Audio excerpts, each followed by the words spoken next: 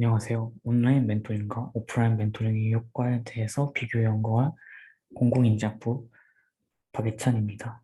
부제는 생략하겠습니다. 첫 번째로 연구 배경에 대해서 서술하겠습니다.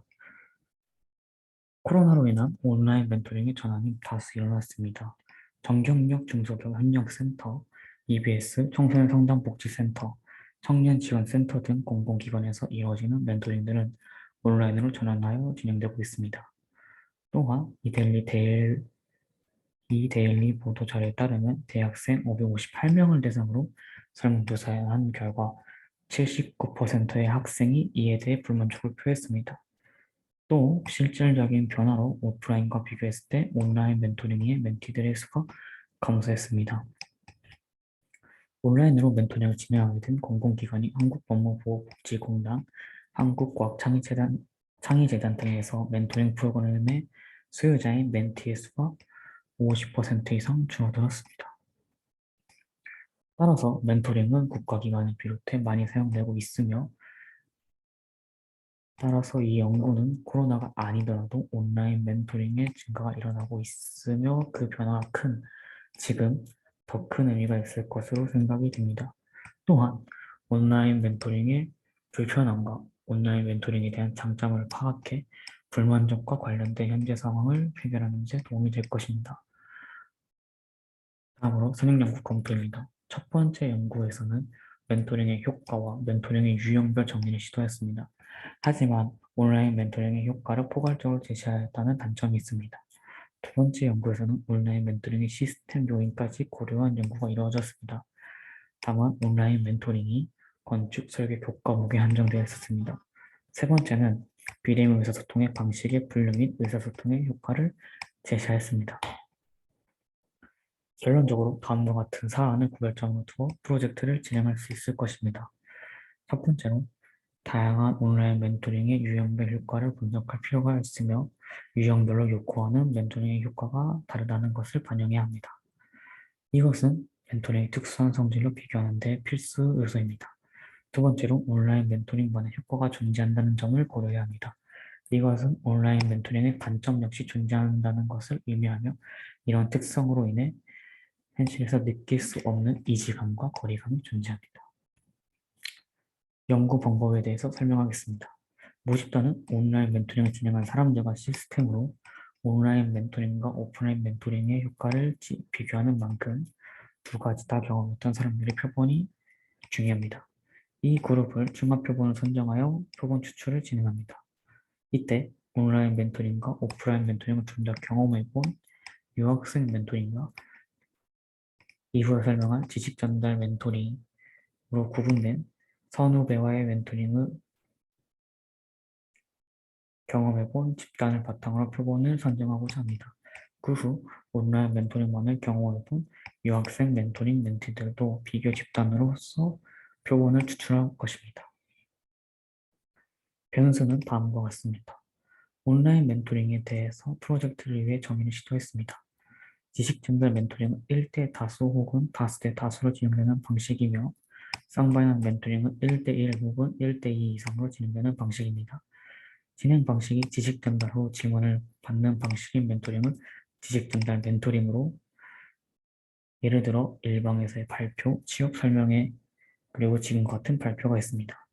쌍방향 멘토링은 계속 의사소통을 진행하며 하나의 프로젝트를 진행하는 목표를 가진 멘토링을 말합니다. 과외, 교육 봉사 등이 있습니다. 이것은 친밀도 상승과 성적 향상 등과 같은 목표 달성을 요구합니다. 효과는 이 두 가지의 멘토링의 만족도를 통해서 파악하고자 합니다. 분석과 관련된 부분입니다. 자료 수집은 다음과 같습니다. 기사를 텍스트 분석하여 온라인 멘토링 효과가 어느 쪽에 치우쳐져 있는지를 파악하고자 합니다. 본문, 키워드, 특성 추출, 제목을 바탕으로 기사를 수집했으며 이를 다음과 같이 분석했습니다. 2020년부터 2022년까지의 멘토링 기사 19,095건을 수집하였습니다. 또한 서베이 조사를 통해 효과를 더 정확하게 판단하기 위해 리커드 척도를 통한 세부 효과에 대해서 만족도 조사를 시행할 것입니다. 이후 클래시피케이션 디도학습을 시도하여 온라인 멘토링과 오프라인 mentoring 효과가 만족도에 얼마나 영향을 미치는지에 대해서 비교를 해볼 생각입니다. 목표 달성과 지식 습득에 관한 효과를 멘토링 프로그램 요인으로 정의할 것이며 친밀도와 같은 부분은 멘티 요인으로 구분하여 효과를 정의할 것입니다. 멘토 요인은 멘토가 멘토링을 얼마나 효율적으로 다룰 수 있는지, 멘토가 멘티와의 상호작용을 얼마나 잘 이용할 수 있는지에 대해서 정의할 것입니다. 즉, 멘토의 전문성이 얼마나 큰 효과를 미치는지에 대해서 정의하는 것입니다. 비대면 의사소통의 특징이 온라인 멘토링의 효과인 비용에서의 경직성, 시간과 장소의 유연성 역시 효과로 제시할 것입니다. 이를 시스템 요인으로 분석을 하고자 합니다. 대면 의사소통, 그러니까 오프라인 의사소통 같은 경우는 공간까지의 접근성으로 대처하여 물어볼 것입니다. 온라인과 오프라인을 모두 겪어본 대상인 25명을 바탕으로 진행하였습니다.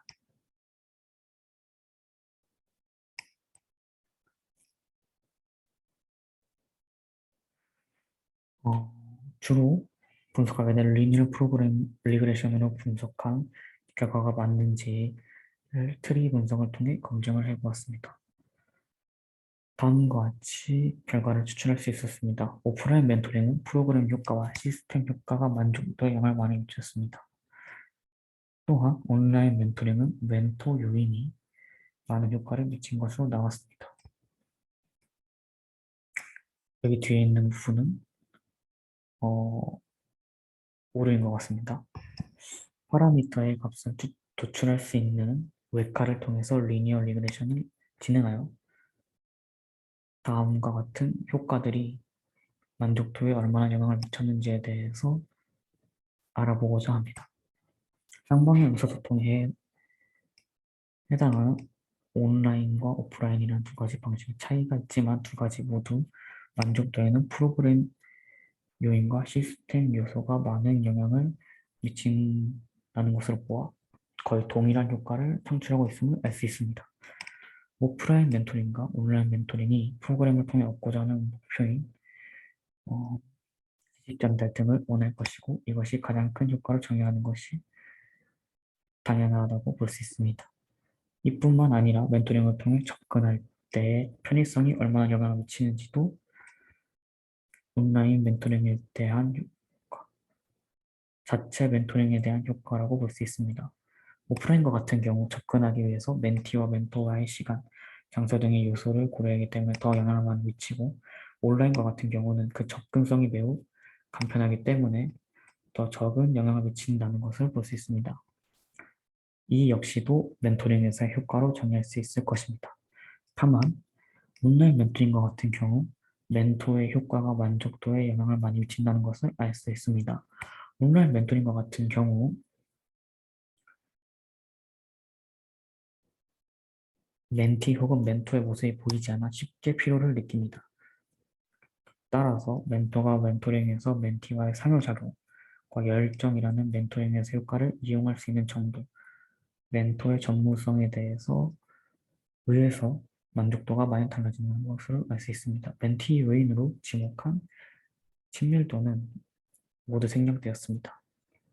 많은 영향을 주지 않는 것으로 나오는 것으로 판단할 수 있을 것 같습니다. 모델 검증 결과는 다음과 같습니다. 생각보다 높은 에러 확률은 표본의 수의 부족으로 생긴 것으로 보입니다.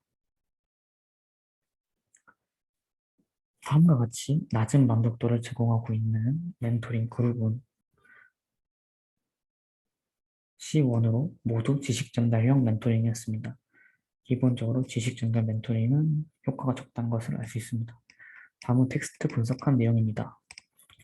디카인즈 분석 결과는 주로 멘티들에 대한 요소에 치우쳐져 있습니다. 하지만 오렌지 데이터 마이닝을 통해서 멘티에 대한 요소보다 멘토와 그 프로그램에 대한 기사들이 더 많이 존재하는 것을 알 수 있습니다. 이는 설문지 분석 결과인 멘티에 대한 요인이 효과에서의 영향을 미치는 정도에서 생략됐다는 점과 비슷합니다.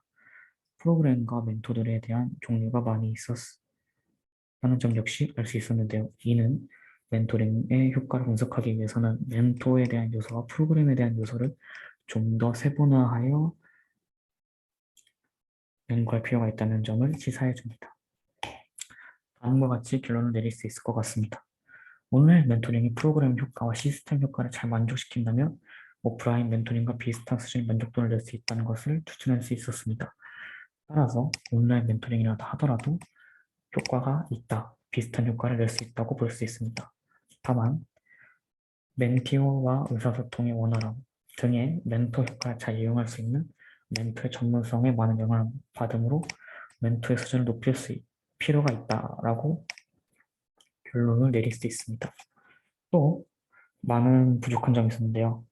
높은 정확도를 위해서 표본의 수를 높이며 멘토에 대한 요소를 세분화하고 만족도가 현재 진행되고 있는 멘티들을 대상으로 하여 그 만족도가 높을 수밖에 없다는 요인을 제거해야 한다고 봅니다. 이상으로 발표를 마치겠습니다. 감사합니다.